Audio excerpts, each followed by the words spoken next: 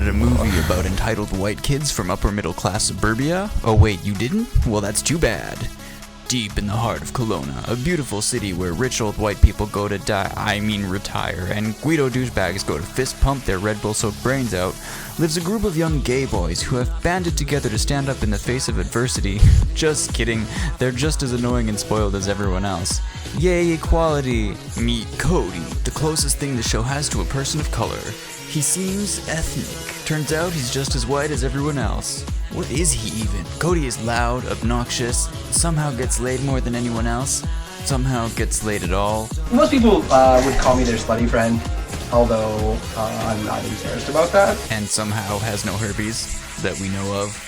Merwin, the whitest example of overly sheltered privilege. He likes to pretend he's never heard of sex before, and he'll let you know in a voice that reminds you of Fran Drescher if she were a shrill gay man.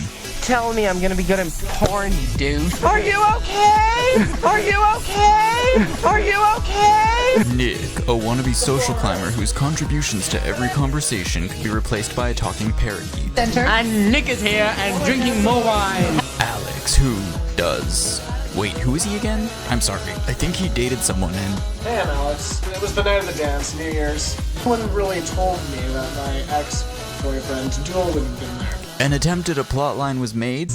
Mostly over it, like somewhat like he was my first boyfriend. I'm always gonna love him. And moving on. And Amy, everyone's favorite fag hag who loves gay men just a little too much. I love gay boys and they love me. Seriously, it's not healthy. She seems a little sad behind the eyes. Meet Chris, the guy with more hairstyles than self-awareness that seems to be at the center of seemingly every dramatic plotline, and yet somehow has no idea how he got there. Really? Every time. You guys the other night. No, did he seriously tell you that? Yeah, that's why I want to know. Because I was under the impression that it was like two ways. If his eyes rolled anymore, they'd fall out of his head. He kinda seems like a bitch, but then he's nice again, and I just don't know how to feel about him. You will see scenes including partying at a house, talking somewhere, parties, more parties, the beach, partying at a nightclub. So watch as people get drunk and fight at parties, because Merwin is in love with Chris, and Chris flirts with other boys. Merwin gets upset, and then they go to another party and do the same thing again. I was told that you were coming on to him and he wasn't so much into it, but you came on to him. What have you heard? Sometimes other things happen.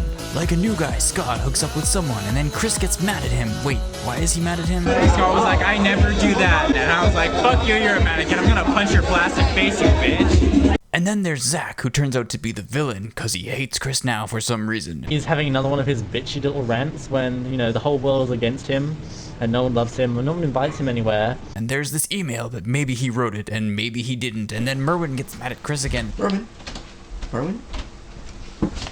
Why did you leave? Chris and Scott hook up. Scott hooked up the other night, hey? Wait, I thought Chris hated Scott, but wait, then there's these other guys who are dating, but wait, did they break up? Yeah, because then one of them kissed Chris and Merwin got pissed. And seriously, this plotline is getting old. Long run, everything continues to go the exact same way. You get mad at him, and then you're not mad at him, and then you guys are okay, and then you're mad at him again. But in the long run, I think you guys are gonna end up like together. So, forget about global warming, problems in third world countries, and just being a generally well-balanced, responsible human being. And watch as Cody overreacts to everything. And I said, oh my god, I met a boy. Like, they go through that fabulous phase. That means even though they stated they tried to throw you off. I'm going to do everything I can to make your life a living hell. Amy makes bad life decisions. So Dave broke up with me. There's a lot of people that I want to say, fuck you. Or pretending to be okay, I guess. Never like And Chris rolls his eyes and complains about being single, while everyone in the show wants to date him. He told me he was gonna get me in prison, and he comes back with this bag. There's like $300 worth of stuff in this bag. Because he came up to me and he's like, you stay away from Chris. I'm gonna wreck him into 2 million pieces. They were fighting about Chris. Shocker. Because somebody's not coming home with you. Life's tough. If you've somehow managed to make it this far without scratching your eyes out, seriously, congratulations. And kept track of who's mad at who for kissing whose boyfriend or whatever, and people spending way too much money on parties, seriously, this is a birthday. Why are you partying like you won an Oscar? Then you'll follow through to the gripping end where someone is mad at someone for something, but it's like for real this time. Hey, it's not your drama tonight. There's nothing that can ever make it better. I don't think anything would fix it. You have stolen from people. It's taking that fun in stride. The fun just really didn't stop. Everyone makes the choices, and that's what we live with. That is like so deep. This movie may leave you with spiritual, soul-searching questions like, is Cody always drunk? Yes. Does anyone actually like each other? No. Why is Chris so angry all the time? Confusing things ever made. There is no other window. What the fuck? Oh, at the Back one. Oh. I don't know. He's a slut. He's shallow, and just being around him just pisses me off. Where did they get all this money? Where are their parents? Don't these people have jobs? I'm not lying. You're not lying about what happened. We get it. You all hate each other. Why are you still friends? And finally, are you serious? All this drama and I didn't get to see a single black tear? So not worth it. So watch the gay version of The Hills. Except that The Hills was already the gay version of The Hills. We're not gay and fabulous. You're all boring, you're all trashy, you're all drunken hoes, just at different periods in your life.